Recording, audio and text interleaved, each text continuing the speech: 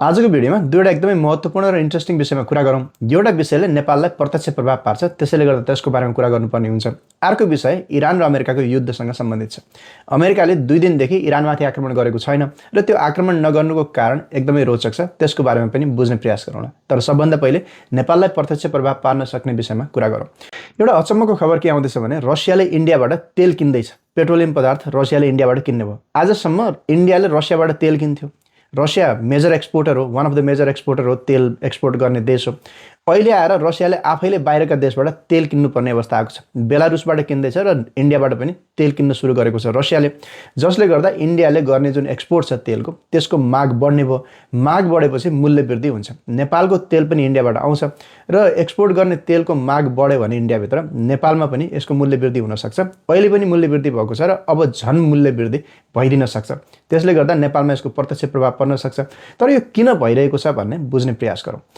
रसियाको जुन तेल उत्पादन अथवा प्रशोधन गर्ने क्षमता हो, त्यो 30 देखि 40% ध्वस्त गरिदियो युक्रेनले। अहिलेका यो 2-3 हप्तादेखि तपाईँ युक्रेनियन प्रधानमन्त्री जेलेन्स्कीको ट्विटर हेर्नुभयो भने हरेक दिन जसो ड्रोनले रसियाका विभिन्न सहरहरूमा हानेको भिडियो मात्रै देख्न पाउनुहुन्छ। स्पेसली तेलका रिफाइनरीहरू टार्गेट गर्दैछ युक्रेनले। युक्रेनले के भन्दैछ भने तेल बेचेको पैसाले नै हो रसियाले आफ्नो वार फन्ड गर्ने, रसियाले आफ्नो युद्धलाई फन्डिङ गर्ने, त्यही पैसाबाट हो। त्यसैले गर्दा हामी यिनका तेलका रिफाइनरीहरू ध्वस्त गर्छौँ भनेर अब युक्रेनले सबै ठाउँ जुन ठाउँमा तेल प्रशोधन हुन्छ त्यो ठाउँमा हान्न सुरु गरेको छ। उत्पादन हुने ठाउँमा हानेको छैन, जुन क्रुड ओइल निकाल्ने ठाउँमा हो त्यति हानेको छैन, तर प्रशोधन केन्द्रमा हान्न सुरु गरेको छ र धेरै प्रशोधन केन्द्र ध्वस्त भइसकेका छन्। रसियाको 30 देखि 40% तेल प्रशोधन गर्ने क्षमता ध्वस्त भएको छ। अहिले युक्रेनले रसियाका विभिन्न ठाउँमा हान्न सुरु गरेको छ। अहिले युक्रेनले लङ रेन्ज ड्रोनहरू बनाइसकेको छ। रसियाको राजधानीसम्म पुग्ने ड्रोनहरू बनेका छन् र विभिन्न ठाउँमा ड्रोनले हान्दैछ। युक्रेनले टेक्नोलोजीमा एकदम धेरै प्रोग्रेस गरेको छ यो 2-3 वर्षमा। आफूलाई परिआयो भने, बाध्य भयो, मर्न लाग्यो भने चाहिँ मान्छेले केही पनि गर्छ भन्थे, त्यस्तै युक्रेनले गरेको छ। अहिले टेक्नोलोजीमा यति धेरै प्रोग्रेस गरेको छ युक्रेनले कि अहिले त्यही टेक्नोलोजी, एन्टी ड्रोन टेक्नोलोजीहरू गल्फका देशहरूमा बेच्ने अथवा अमेरिकासँग कोअपरेसन गर्ने भन्ने कुरा आउँदैछ। त्यसैले गर्दा पनि रसियालाई अहिले अप्ठ्यारो परेको छ। रसियाका जुन ठाउँमा तेल उत्पादन हुन्छ, प्रशोधन हुन्छ, त्यहाँ हान्न सुरु गरेको छ। त्यसै गरी ठुल्ठुला ई-कमर्सका साइटहरूमा पनि हान्न सुरु गरेको छ। जुन ठाउँबाट सप्लाई चेन मेन्टेन हुन्छ, जुन ठाउँमा देशभरिका सामानहरू जाने गर्छन्, त्यो ठाउँमा पनि हान्न सुरु गरेको छ युक्रेनले। युक्रेनले अहिले जे गर्दैछ त्यो इरानकै ट्याक्टिक्स हो, इरानले प्रयोग गरेको ट्याक्टिक्स हो। यसलाई असिमेट्रिक वारफेयर भन्ने गरिन्छ।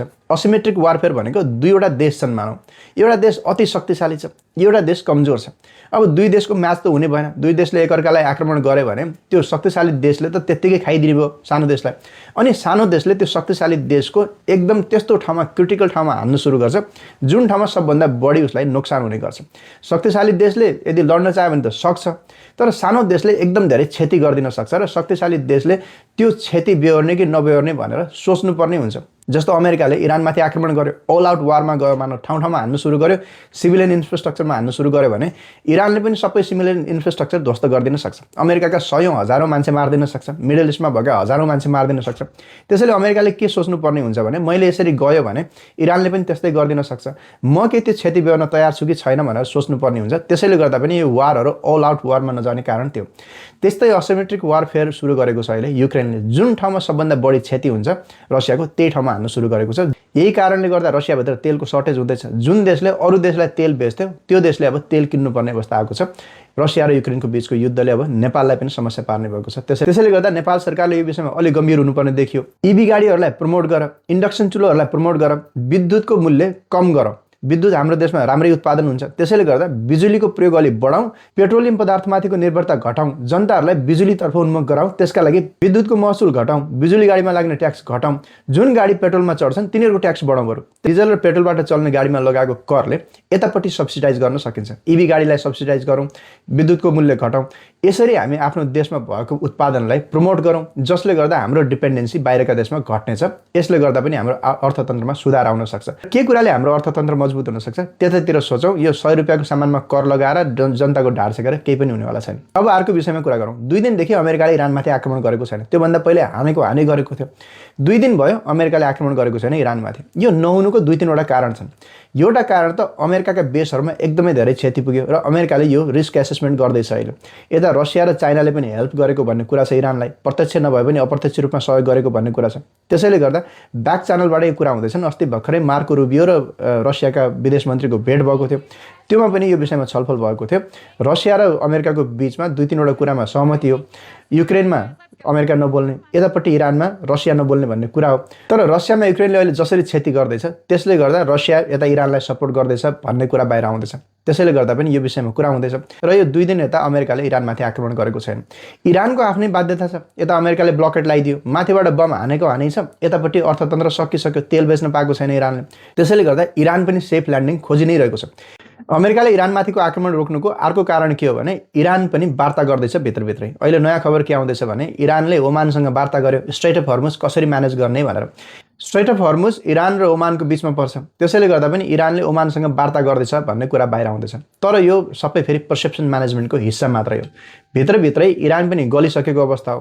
यतापट्टि नाकाबन्दी लगाएको छ स्ट्रेट अफ हर्मुजमा अमेरिकाले, तेल बेच्न इरानले पाएको छैन, बम माथिबाट अमेरिका हान्दैछ, भित्रै महँगी एकदमै धेरै बढिसक्यो, मान्छेहरूको बिचमा एकदमै धेरै फ्रस्ट्रेसन आइसक्यो। कति दिनसम्म आइडियोलोजिकल वार लड्न सक्छ एउटा देशले? कति दिनसम्म खाली खोक्रा बाचाहरू बेच्न सक्छ आफ्ना जनताहरूलाई? कति दिनसम्म त्यत्तिकै ल हुन्छ ठिक छ भइहाल्यो हामीले जितेका छौँ भन्न सक्छ? मान्छेका दैनिक जीवनमा प्रभाव पार्न थालिसकेपछि, महँगाइले एकदमै आकाश छुन थालिसकेपछि, बच्चाहरू स्कुल जान नपाएपछि मान्छेहरू फ्रस्ट्रेट हुन्छन्। त्यसैले गर्दा कुनै पनि रिजिमले आफ्ना जनतालाई धेरै बेरसम्म रोक्न सक्ने अथवा उल्लु बनाउन सक्ने अवस्था हुँदैन। इरानले त्यो बुझेको छ। त्यसैले गर्दा पनि इरानले सेफ ल्यान्डिङ खोजेको छ। तर कुरा के हो भने हामी झुक्यौँ भनेर इरान पनि देखाउन चाहँदैन। यदि त्यस्तो भयो भने रिजिम कमजोर हुन्छ, भोलि इरानलाई समस्या हुन्छ। त्यसैले भित्रभित्रै कुरा के आयो भने इरानले बाहिर ल्याएको प्रचार हो यो।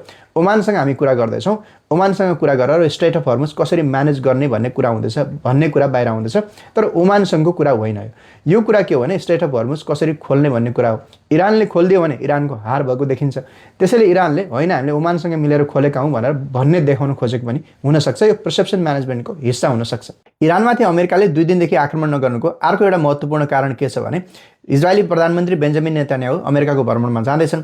ट्रम्प र नेतान्याहुको बिचमा वार्ता हुने भएको छ। यो सबै सिचुएसन जे भइरहेछ अहिले सम्पूर्ण डेभलपमेन्टको बारेमा कुरा हुने भएको छ।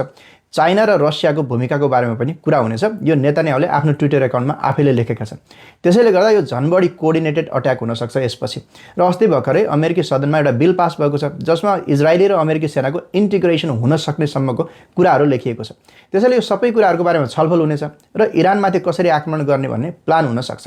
तर त्योभन्दा पहिले यदि इरानले स्ट्रेट अफ हर्मुज खोलिदियो, इरानले पनि आफ्नो फेस सेभिङको कुनै एउटा ठाउँ पायो, स्पेस पायो, ल ओमानसँग मिलेर मैले यो म्यानेज गर्दैछु यताउता भनेर आफ्नो देशभित्र पर्सेप्सन म्यानेजमेन्ट गर्न सक्यो र स्ट्रेट अफ हर्मुज खोलिदियो भने इरानमाथिको आक्रमण रोकिनेछ।